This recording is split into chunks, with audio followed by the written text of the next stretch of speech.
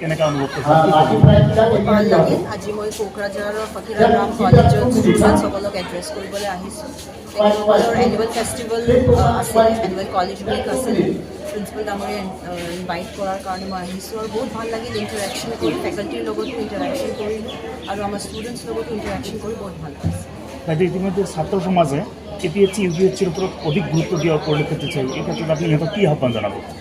মই ক'ম যে বহুত ভাল হয়, এম্বিশ্যনছ থাকিব লাগে, APSC UPSC কৰিবলৈ ইচ্ছা থাকিব লাগে। যেতিয়া আপুনি কম্পিটিটিভ এক্সামছৰ ওপৰত ইণ্টাৰেষ্ট বা আকৰ্ষণ হয়, তেতিয়া আপুনি ডিচিপ্লিনটো অট'মেটিকেলি হৈ যায় আৰু আপুনি নেচাৰেলি নিজকে মানে ভাল কৰিবলৈ চেষ্টা কৰে। আৰু UPSC APSC কাৰণে প্ৰিপেৰেশ্যন কৰিলে ল'ৰা ছোৱালী অট'মেটিকেলি বহুতখিনি বেলেগ বেলেগ গভৰ্ণমেণ্ট এক্সামছ, যিটো আমি SSB আছে, যেনেকৈ বহুতখিনি আছে, আমাৰ CAPF এক্সামছো আছে, বহুতখিনি নানা ধৰণৰ এক্সামছ আছে, সেইখিনিৰ কাৰণেও অট'মেটিকেলি প্ৰিপেয়াৰ্ড হৈ যায় মেণ্টেলি আৰু ফিজিকেলি।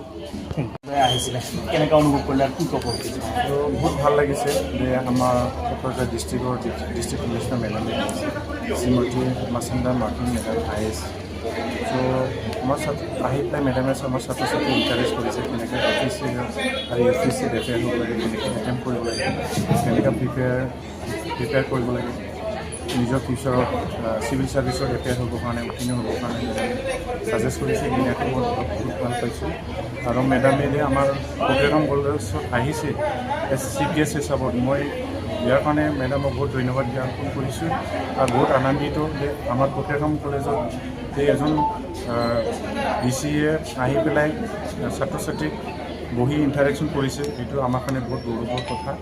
তো এইখিনিয়ে মই ছাত্ৰ ছাত্ৰীসকলক মানে APSC UPSC ওপৰত অধিক গুৰুত্ব দিয়াৰ কাৰণে যি দিহা পৰামৰ্শ দিলে, এই ক্ষেত্ৰত আপুনি ছাত্ৰ ছাত্ৰীসকলক কি ক'ব?